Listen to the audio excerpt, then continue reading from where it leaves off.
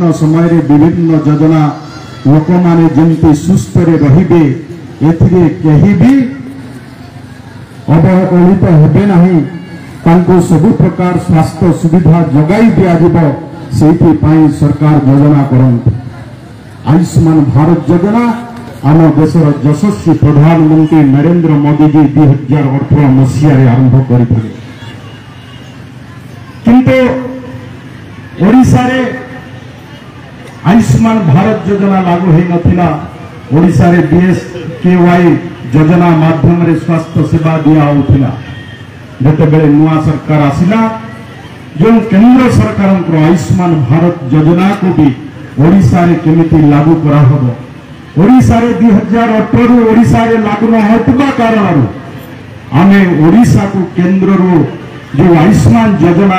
योजना माध्यम रे जो 3000 कोटी टंका पाई थांते ताकू हजी आमे हरैछे। ओडिशा रे आमे तारो पाई पारी नथिलु किंतु जेतेबेले केंद्र सरकार आयुष्मान भारत योजना रे साधारण लोकंकर चिकित्सा पाई जो सुविधा देबा पाई चाहिए ताकू कार्यकारी ओडिशा रे हेई पारि नथिला किंतु आज सरकार आयुष्मान भारत योजना को भी केंद्र मान्यवर स्वास्थ्य मंत्री जेपी नड्डा एवं मान्यवर मुख्यमंत्री मोहन चरण माझी आज कटक रे रही आज आर शुभारंभ करबा पाई जाउछ। आज यही जो योजना आयुष्मान भारत प्रधानमंत्री जन आरोग्य योजना गोपबंधु जन आरोग्य योजना ये एवं आयुष्मान वयोबंधन योजना ये तीनोटी जो योजना अच्छी एथिरे प्राय ओडिशार 1,30 लाख परिवार मध्य 3.5 कोटी ऊर्ध्व लोक ये योजना रे उपकृत हेबे। तांको स्वास्थ्य कार्ड देवार व्यवस्था हबो से माने जेमिति देय मुक्त चिकित्सा देशर जेतेबेले BSKY कार्ड थिला सेतेबेले केवल मात्र 16टी राज्यर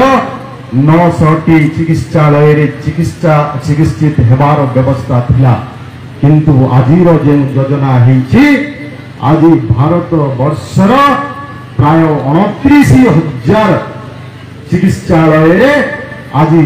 लोक जाइकी जो अग्रणी घरोई चिकित्सालय किंबा सरकारी चिकित्सालय अच्छी से चिकित्सालय मानकरे जाइकी चिकित्सित हेबे आर व्यवस्था आज राज्य सरकार कले। राज्य सरकार कथा देइथिले जेतेबेले सरकार रे आसीबो तो आमे निश्चय लोकको सुविधा देबु। और भी आयुष्मान वयोबंधन योजना माध्यम रे जो माने परिवार रे रही 70 वर्ष ताटू अधिका से को भी 5 लाख टंकार आउ गोटे स्वास्थ्य कार्ड जोगई देवार व्यवस्था हबो। आर व्यवस्था आज राज्य सरकार करिसंती। आउ भी जो माने महिला होचंती से माने भी अतिरिक्त 5 लाख टंकार से माने भी आउ स्वास्थ्य कार्ड पाइबे। एमिति जदि थिबे जदि सब गोटे परिवार रे 70 वर्षर ऊर्ध्व एवं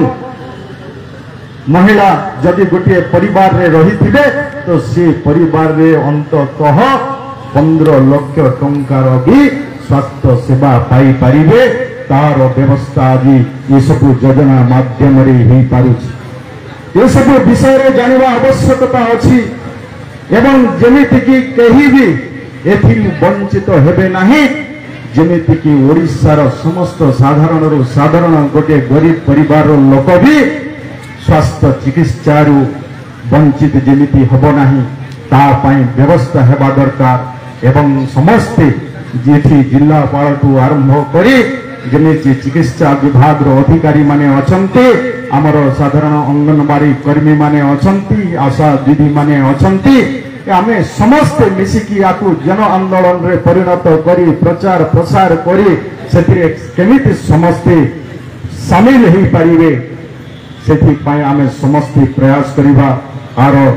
मूल लक्ष्य हैला यहा। तेणु बंधुगण निश्चय आज ये जन आरोग्य प्रधानमंत्री जन आरोग्य योजना माध्यम रे ये आज जो शुभारंभ होइछि एथिरे भी ओडिशार 1405 राज्यर समस्त प्राथमिक स्वास्थ्य केन्द्र रे आज एभली कार्यक्रम करा जाउछि जेमिति समस्ते जानिबे तार लाभ नेबे एथि पाई भी